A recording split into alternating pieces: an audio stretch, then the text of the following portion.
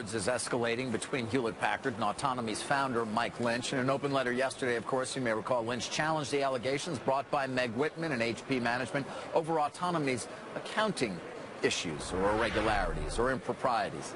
Former Medtronic chairman and CEO Bill George, he wrote an op-ed today in the Deal Book section of the New York Times and saying that in order to save HP, the company needs to be split in two. In fact, we asked Meg Whitman the exact question last week when she appeared on our show. Listen to what she had to say.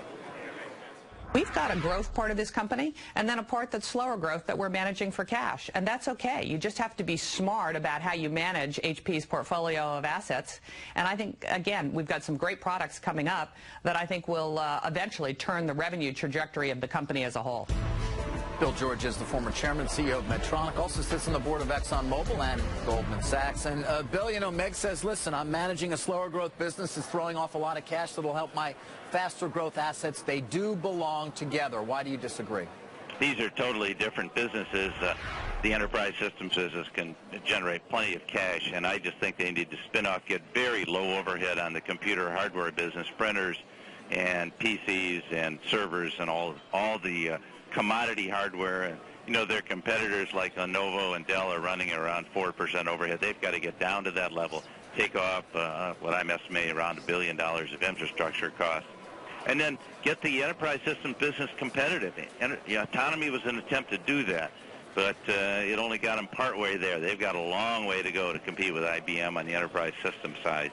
And they're very separate businesses, and I think they'll both be about two $60 billion businesses, both Fortune 50 companies, and with separate companies, I think you'll see much better performance. Look, this company's been sliding for 13 years through 4 CEOs.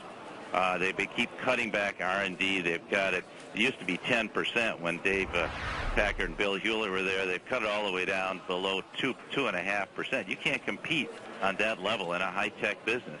And the only solution to this company I can see is to break it up and to have a dramatic change. Let Meg win the enterprise systems and let Todd Bradley go off and run the computer hardware side of it. Bill, you know, listen, that opinion, of course, is one that has been shared in the past by others, including perhaps some members of Hewlett-Packard's at least former board.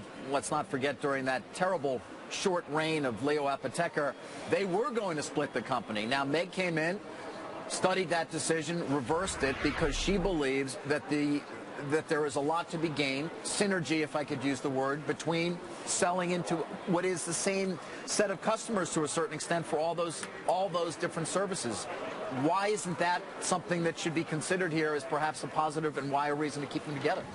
Well, honestly, what she said was a PC business. I never heard a real proposal to sprint off printers and everything else, and you can't just you sell are the correct. PC. I stand corrected. That was right. You're right. It was But to be honest, I don't see any synergies. No one's named any synergies. I think this is a mythical idea.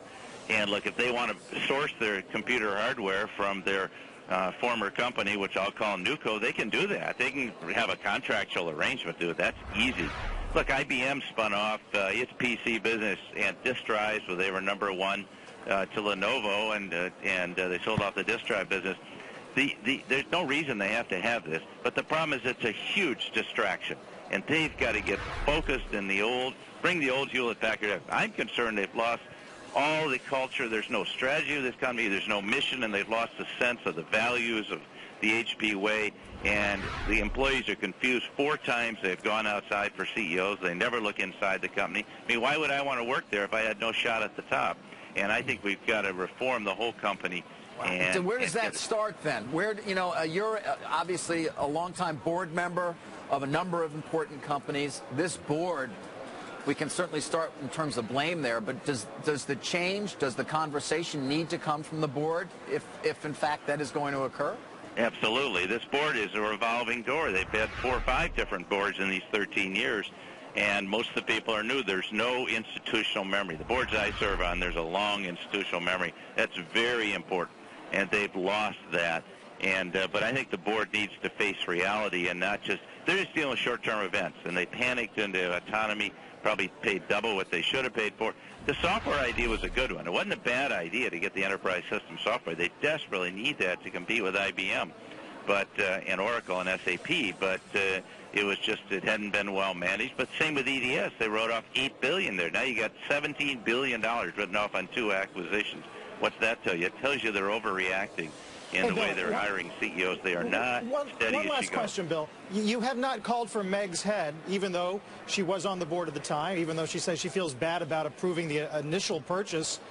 Why shouldn't she go? Is it because the company can't handle any more change right now? No, I don't think that's why. I mean, let's give Meg a chance. I'm not blaming her. She's cleaning up the messes that were created by her three predecessors, Leo and Mark and Carly. And she, let's let her do that in the area she is an expert in, which is software and systems. She's not an expert in computer hardware. Todd Bradley is. And yes, she was on the board, but I can tell you there's a big difference between the board and the CEOs proposing these things.